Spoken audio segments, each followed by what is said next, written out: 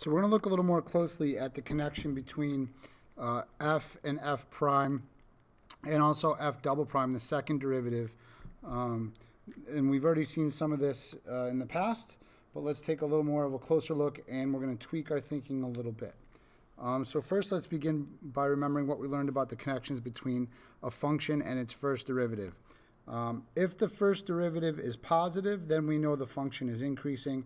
If the derivative is negative, then we know the function's decreasing on that interval. And if the derivative is 0, then we know there's a horizontal tangent line, or there can be a horizontal tangent line on f. So now let's look at how we're going to expand it to all different types of functions. And to do that, we're going to compare our polynomial on the left with not a polynomial on the right, but yet we can still take the derivative of the function on the right. So we're going to just go off the graph first. So at what values of x does g of x have a relative maximum and a relative minimum? So x equals 0 is a relative maximum. And x equals 2 is a relative minimum.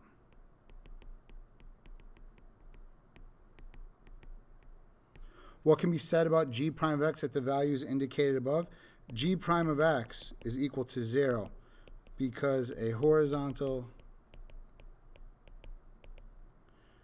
tangent line can be drawn to g of x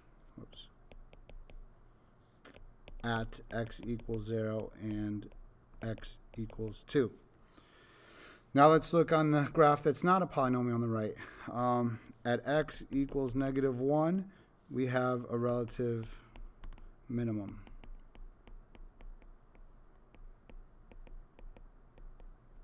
What can be said about f prime of x at the values indicated above? Well, we know when there's a cusp like that, right, that the derivative is undefined at x equals -1. Because the graph has a cusp. Remember, that means it's not differentiable. Derivative is undefined. I should say cusp at x equals -1. So remember why that is. I can draw infinitely many tangent lines. There's not a unique tangent line that can be drawn at that point. So therefore, the derivative should be undefined. Here on this guy, I can draw a tangent line, and it's always going to have a slope of 0 at a relative maximum or a relative minimum. So there's two things going on here. We can have a relative extrema where the derivative is 0, we see sometimes, and it can also still occur even if the derivative is undefined. So we're going to try to kind of tweak our thinking about relative maximums and minimums. So now we're going to algebraically find f prime of x for that non-polynomial function here. So what is it? F of x was x plus 1 to the 2/3 plus 2. So we're going to go ahead and take the derivative, and we're going to do our sign analysis of the derivative on this thing. In other words, figure out when the derivative is positive, when the derivative is negative, and see if that leads us to our information about the minimum, so that we can do sign analysis on other functions. Does the sign analysis work on anything? We've been doing it just for polynomials. So we take our derivative. This one's a chain rule. The 2/3 comes down. I recopy the inside. I reduce the power by 1. I multiply by the derivative of the inside, and then plus 0 because the derivative of 2 is 0. So then if I simplify this thing, I've got 2/3 times 1 over x plus 1 to the 1/3. So that's going to be 2 over 3 times the cube root of x plus 1. So we want to then find out when f prime of x is 0 or when f prime of x is undefined. For what x values does that happen? Because we saw that minimums and maximums can show up either where the derivative is 0, or they could also show up where the derivative is undefined. So what makes this fraction 0? When the top is equal to 0. So 2 could never be equal to 0, right? It's always 2. So we're not going to find, there's going to be no spots where the derivative equals 0, right? It can't happen. So now let's look at what makes the derivative undefined. So that's when the denominator equals 0. So let's do that. Let's set the denominator equal to 0. So f prime of x is undefined when 3 times the cube root of x plus 1 equals 0. So if I solve that thing, I'm going to divide by 3. So now I've got x plus 1 to the 1/3 equals 0. X plus 1 equals 0. It's going to occur at x equals -1. So that's going to be, that's going to go on our sign analysis. So we'll make our little sign analysis there, f prime of x. Actually, I'll write it up here. F prime of x. Right, these numbers are critical numbers where that was where f prime of x is undefined. I like to know that. And remember, I'm testing the derivative, so all the information I'm putting on here is about f prime. So I'm going to test the number x equals -3. Don't put a notch on there. Some of us were doing that. We don't want to do that. You're just going to say the number you're testing. So if I plug a -3 into my derivative, I'm getting a positive over a negative. So that's going to be a negative. I'll write it out. Positive over negative is a negative. F prime of x is negative. Over here, I'll test 0. So I'll get a positive over a positive. So f prime of x is positive. So the sign analysis, so the question was, does the sign analysis establish what is depicted in the graph above? And it seems to work. So yes, the sign analysis correctly depicts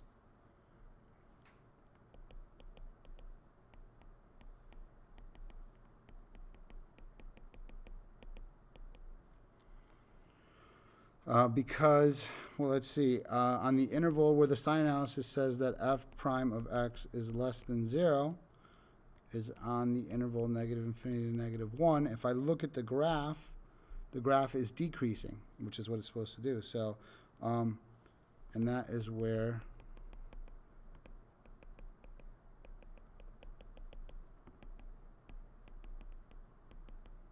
so the sign analysis seems to work. Also, the derivative is positive on the interval -1 to infinity, which is where the graph of f of x seems to be increasing. So if I look here, right, this sign analysis says that from 1 to infinity, f prime of x is positive, and we see on the graph, yeah, it's increasing. And then the last one is going to be on the sign analysis chart thing, line, it says that f prime of x changes from negative to positive at x equals -1, which is where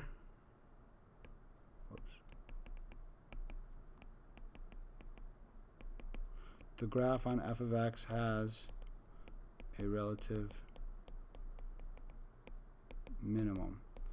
So what we just sort of discovered is that this sign analysis will work for other functions, not just for polynomials. So now we have to add in this idea that these numbers, these critical values, where we break our where our derivative can change from positive to negative, is not only when the derivative equals 0, but also when the derivative is undefined. So we're just going to have to make this distinction or this addition. So we're just, like I said, adjusting a little bit. We were just dealing with polynomials, and the critical numbers for polynomials are where the first derivative is equal to 0. Since this investigation we just did, we have talked about a place where a function is not differentiable. And one of those places that could occur is if there's a cusp. And just because there's a cusp, there still could be a relative maximum or relative minimum. So now we have to worry about places where our derivative is undefined. That's also going to show up as a critical value. So here's let's do a definition first. Let's adjust our definition. So a critical number is a value of x. When I say where, we're talking about a value of x, where a function's derivative is equal to 0. We already knew this. Or now is undefined. Because of these cusps, we have to consider that. So just a reminder of some stuff we already knew. If we know the derivative is equal to 0 or it's undefined at an x value, then we know it has the potential to be a relative maximum or minimum. Real? Nice. Relative maximum or minimum. When f prime of x is bigger than 0, f of x is increasing. When the derivative is less than 0, we know f of x is decreasing. And now we know this as a rate of change, right? When rate of change is bigger than 0, then the quantity is increasing. When f prime of x changes from positive to negative, we have a relative maximum. And when it changes from negative to when the derivative changes from negative to positive, we have the f of x has a relative minimum.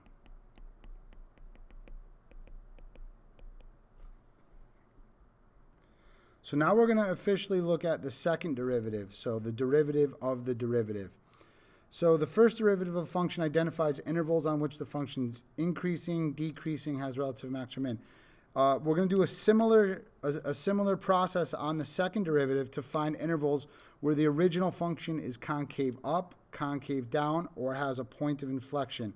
We talked about these a while back when I was introducing stuff about which way a graph opens and stuff, right? So somewhere like about there, I would call that the point of inflection. Because for all x values to the left of that,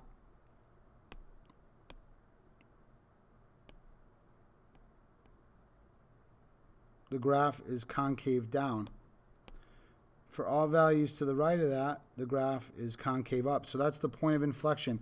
It's the spot or the x value where the concavity switches from up to down or down to up. Just like a maximum on the first derivative test, a maximum or a minimum is a spot where the graph switches from increasing to decreasing. A point of inflection is a spot where the concavity changes from up to down or down to up. So it's all the same process when we do the sign analysis on the second derivative. It's just the conclusions we make are different. So instead of making these conclusions about f, we're going to make other conclusions about f. So let's take a look at this. So let's look. This is the function that we looked at earlier in the lesson. So we're gonna look at the second derivative and sort of what happens there. So let's see. If we knew the coordinates of the relative maximums, how do we do that in performance? So this was in pre-calc. We sort of would find the midpoints between these. We would say it's somewhere, if I have this x value and this x value, it's probably somewhere right in the middle at an x value of 1. And that is sort of what we did. And it appears to work out when I draw it like this concave down and concave up afterwards. So we would just sort of say, it's somewhere in between the max and the min. That's how you would talk about it in pre-calculus. But now that we have calculus, we can find it exactly. We can find the second derivative and then find exactly where that point of inflection is located. So that function that we were just looking at, the equation is that guy. So let's do the sign analysis on the second derivative. So I take my first derivative, and then I take the second derivative, which is the derivative of that, and I'm going to do some sign analysis on this. So now I'm doing that same test interval, but now it's g double prime of x. And the values that are going to show up on this number line are going to be the ones where the second derivative is 0 or where it's undefined. Since this is a polynomial, we only have to worry about where it's 0. Because wherever the second derivative is 0, we don't have concavity. It's neither concave up nor concave down. So that's a point where it could possibly switch. If I solve this equation for x, I get x equals 1. So if I put 1 on my chart here, that's where the second derivative equals 0. If I test out a number like, say, x equals 0 into the second derivative, remember this is a sign analysis on the second derivative. When is it positive? When is it negative?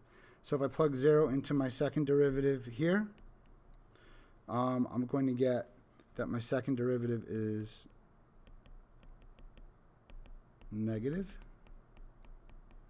And then I'll do x equals 2 on this part for a test, and I'll get that my second derivative is positive when I plug 2 in to my second derivative. So notice g double prime goes from negative to 0 to positive. So the spot where it switches is at that x value of 1 right there. So that means this sign analysis does work for concavity as well. You can see at 1, I've got my point of inflection, right? And then everything before that, it's concave down. That's why my sign analysis is giving me a negative second derivative. So let's summarize this information. If f double prime of x is equal to 0, or if it's undefined at an x value, then f of x has a potential point of inflection. So notice that the second derivative changes our conclusions about f. We do the same test, we do the same sign analysis, but our result about f is different, what we say. If the second derivative is positive, then we know f of x is concave up. If the second derivative is negative, then we know f of x is concave down. And then if f double prime of x changes from positive to negative or from negative to positive, we have f of x has a point of inflection.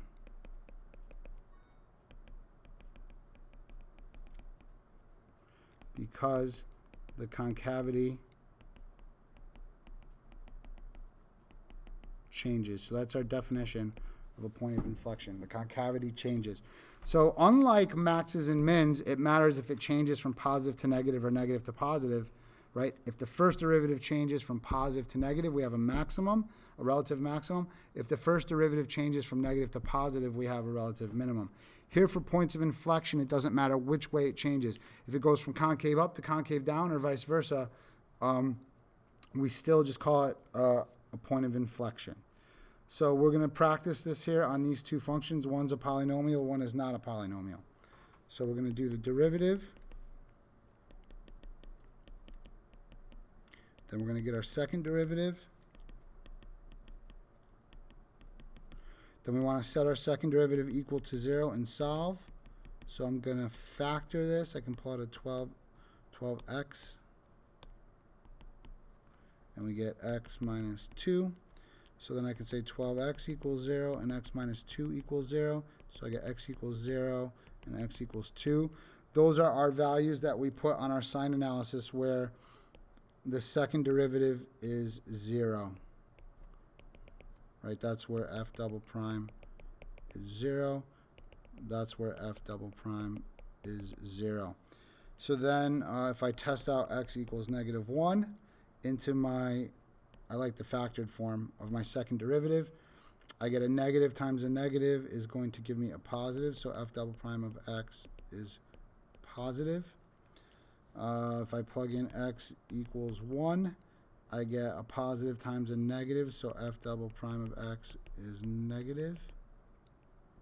And then if I plug in x equals 3, I'll get f double prime of x is, let's see, if I plug in a 3, I get a positive times a positive. is positive.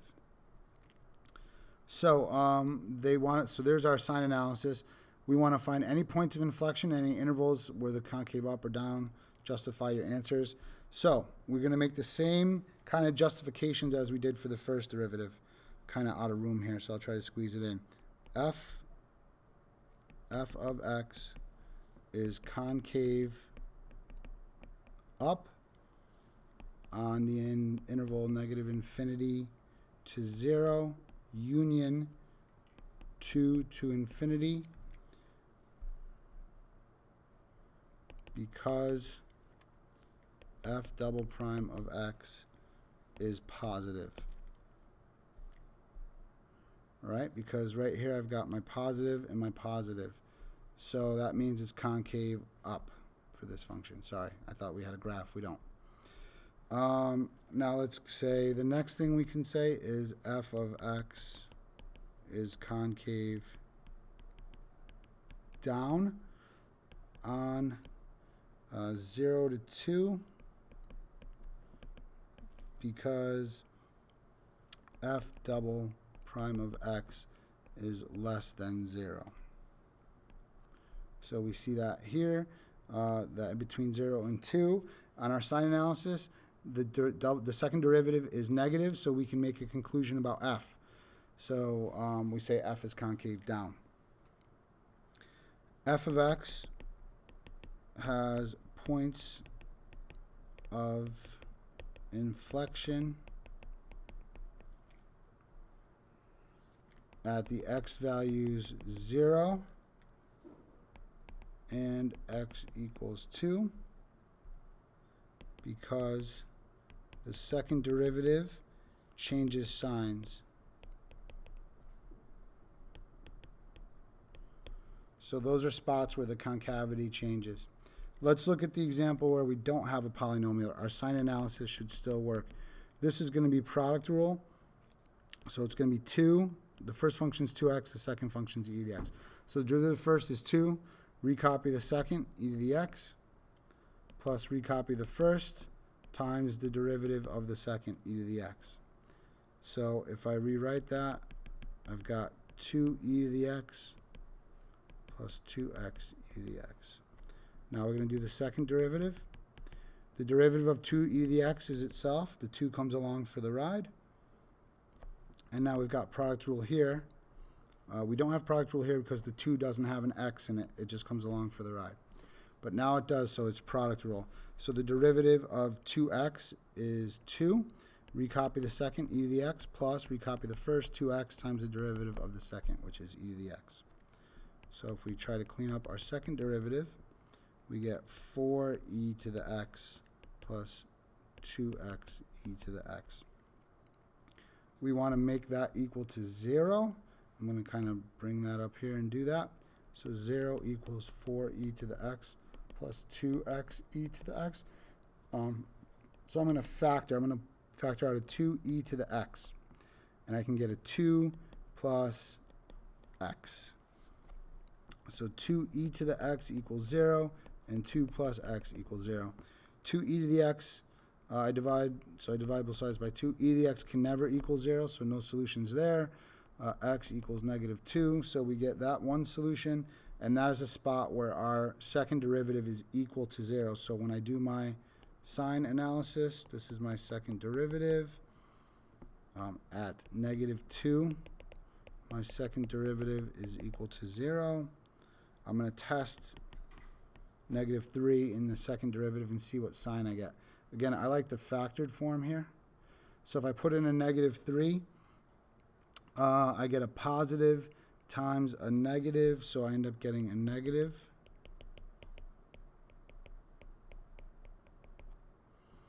If I plug in x equals 0 over here, I'm going to get that the f double prime is, let's see, e to the 0 is 1, so I get a positive times a positive, so it's going to be positive. So there's my sign analysis. I can make my conclusions that f of x, so based on the signs of the second derivative, I can now make conclusions about f. F is concave up on the interval -2 to infinity, because f double prime of x is bigger than 0. F of x is concave down on the interval -infinity to -2, because the second derivative is less than 0. We can say that f of x has a point of inflection at x equals -2, because f double prime of x changes signs. Yes, I fit it all in the box. Let's look at one more function here where we can do our second derivative analysis here. So we already have the first derivative. Make sure you read well, because some students will think that I'm just finding the first derivative here. We already have the first derivative. Let's find our second derivative. I can bring up the bottom and call it to the -1 because 3 is just a constant. So maybe I'll do that. I'll say, you could also do quotient rule, but I'll say 3 times x squared minus 3 to the -1, right? Because that's like a 1. And this way I can do the derivative from here. It's just chain rule, because this is a constant that comes along for the ride. So the -1 comes down and multiplies. I recopy the inside. I reduce the power by 1, and then I multiply by the derivative of the inside only, which is 2x. So if I clean that up, I've got a -6x in the numerator, all over x squared minus 3 squared in the denominator. So we want to see the values that end up on our sign analysis number line are going to be any values that make the second derivative equal to 0, and that's going to be anywhere where the numerator equals 0, and then the values whatever values make our second derivative undefined, and that will come from anything that makes my denominator 0. That's what makes a fraction or a rational function undefined. So this one's easy. It's x equals 0. So that's going to go on our test interval. And then here we square root both sides. We add 3. We square root. Don't forget that you get plus and minus. So I'm getting two numbers here. Those are what are going to make my second derivative undefined. So let's make our sign analysis number line up here. This is for our second derivative. We've got a -√3. That's where our second derivative was undefined. Then we've got 0. That's where our second derivative was actually equal to 0. I like to have that information. We don't really use it all the time, but it's good to know. And this was because our second derivative was undefined. So I'm going to test x equals, say, -3. I'm going to place that into this version of our second derivative right here. So on top I get a positive. On the bottom I get a positive, so it's going to be positive on that interval. On this middle spot here, I'll plug in a -1. So if I plug in a -1 on top, I have positive. On bottom, I always have positive because the last thing I do is square it. So that guy is going to be positive. Here I'm going to go x equals 1. So on top, I get a negative now, and the bottom is always a positive. So that's going to be a negative second derivative. And then x equals 3. I'm going to get a negative on top, and the bottom is always positive. So I get a negative second derivative. So now we can make our conclusions. We can say that f of x is concave up on the interval -∞ to -√3 union -√3 to 0. So I do have to exclude this point because the second derivative is undefined here. So I can't include it. I do have to break the interval up, okay? So, and why is that concave up? Because f double prime is positive. F of x is concave down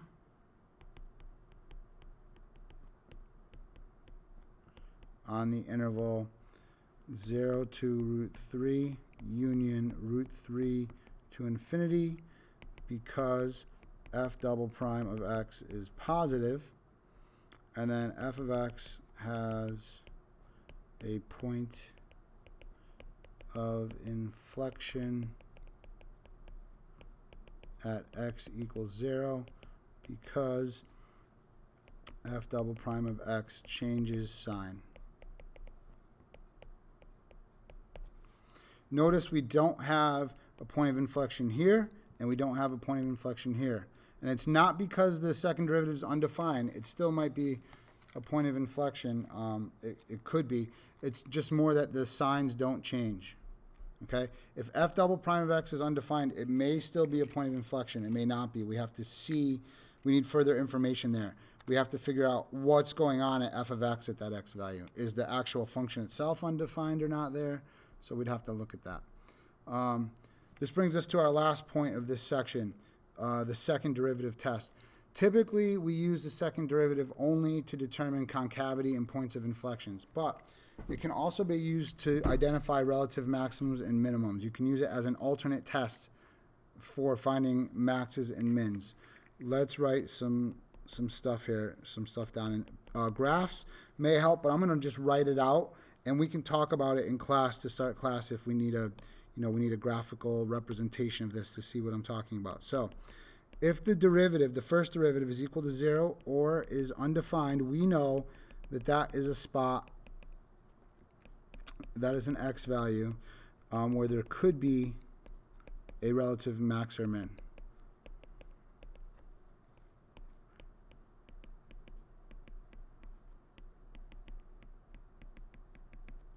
I'll just say extrema. That means it could be a max or a min. So we already know that. Okay, so now what we're going to do is, if the second derivative at that x value is negative, that means the original is concave down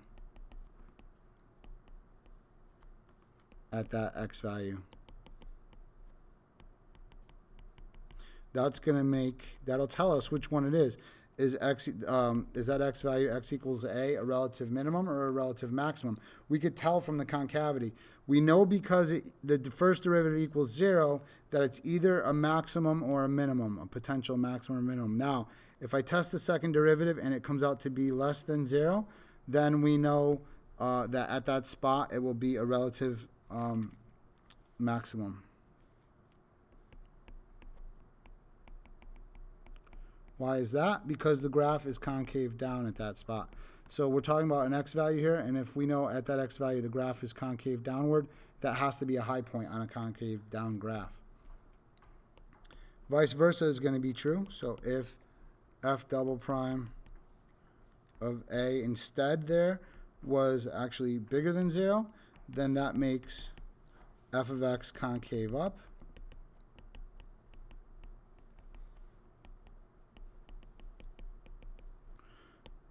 And that's going to mean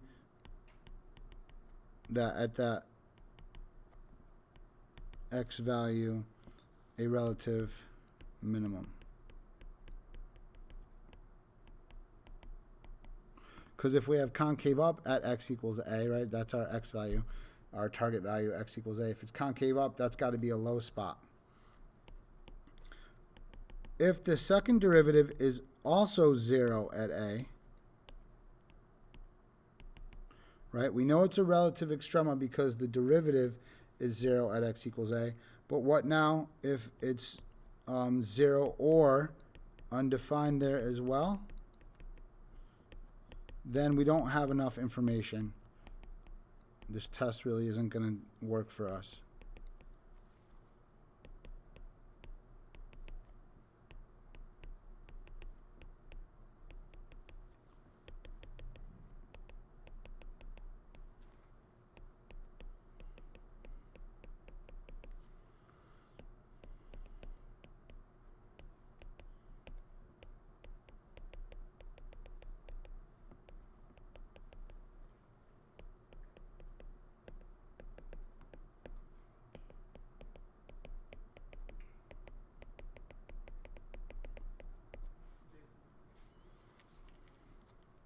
So let's look at this in practice. Last two examples. Let's take our first derivative. We get 4x to the third minus 12x squared. So we want to find if there's any relative extrema, and they want us to use the second derivative test. So the first thing is we got to take a stop or a time. Actually, I'm going to jump straight into the second derivative. I'm just going to write it over here. So then the derivative of the derivative is 12x squared minus 24x. The reason I did that is now we're going to factor each one to find when it's equal to 0. And finding the derivative of a factored function is not as fun as when it's not factored. Let me show you what I mean. Let's say we had factored f prime first because we wanted to solve it. We wanted to solve for its zeros. So we're going to factor out what, a 4x squared, and we get x minus 3. Now, if I try to do the derivative off of the second derivative off of that derivative, this is now a product rule. So you can see that this form is much better than that form. So I kind of go ahead and jump into the second derivative right away so I don't have to do product rule. I mean, you can always factor and then go back to the original form before you take the derivative. But some students, once they've factored, feel like they have to use that factored version and then go get the second derivative. You would not get the wrong answer. It just takes more time. So anyway, now I can say 4x squared equals 0 and x minus 3 equals 0. So x equals 0 and x equals 3. These are our potential maximums or minimums because that's where the derivative is 0 or is equal to 0. So now we're going to do for our second derivatives and see what's happening at those points. So if I take my second derivative and I plug in each one of those, so I'll first plug in 0 and see what kind of sign I get. I get 12 times 0 squared minus 24 times 0. I get equal to 0. And if I plug in my other one, 3, I get a positive number because that first part's going to be bigger. 9 times 12 is going to be bigger than 24 times 3. So I'm getting a positive number. So what this means is we'll say since f double prime of 0 equals 0, then x equals 0 is not, we can't make a conclusion, is not guaranteed to be a relative min or max. So not enough information by the second derivative test of f of x, I should say. Let's be clear on that. And then the second one does give us enough information. Since the second derivative at 3 is positive, then f of x is concave up, which makes x equals 3 a relative minimum. All right, let's look at the last example here. We'll do it our sign analysis on the trig function and see if we can locate any relative extrema on this interval. Remember, a sine function is going to have extrema all over the place because it's a cyclical function. So let's take the derivative. 2 comes along for the ride. The derivative cosine is negative sine. I recommend parentheses here so you don't think it's 2 minus sine. Minus 1. So I'm going to rewrite this as negative 2 sine of theta minus 1. So then I'm going to jump straight to the second derivative before I find the zeros. Second derivative, negative 2 comes along for the ride. The derivative of sine is cosine, and the derivative of negative 1 is 0. So there's our second derivative. Now I want to set this equal to 0 and solve. Whoops. So I add 1, I divide by negative 2, so now I have negative 1/2 equals sine of theta.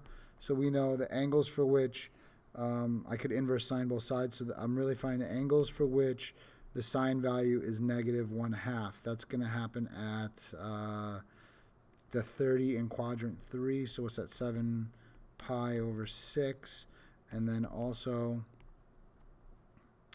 11 pi over 6 because of the 0 to 2 pi thing. The sign values are the same there in quadrant 3 and quadrant 4. So now we're going to plug those values into our second derivative. So we'll start with the 7 pi over 6. The cosine of 7 pi over 6 is negative root 3 over 2, I believe.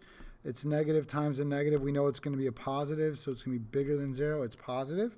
So that means that the function is concave upward there.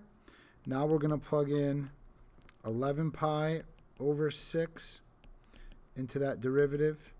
So we know that the cosine value at 11 pi over 6 is going to be positive, times the negative 2 is going to make it negative, so it's less than 0.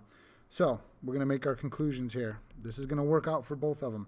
Since the second derivative at 7 pi over 6 is positive, then that makes f of theta, the function, is concave up, which means at the theta value of 7 pi over 6, we have a relative minimum, because if the graph is concave up, we have a low point there.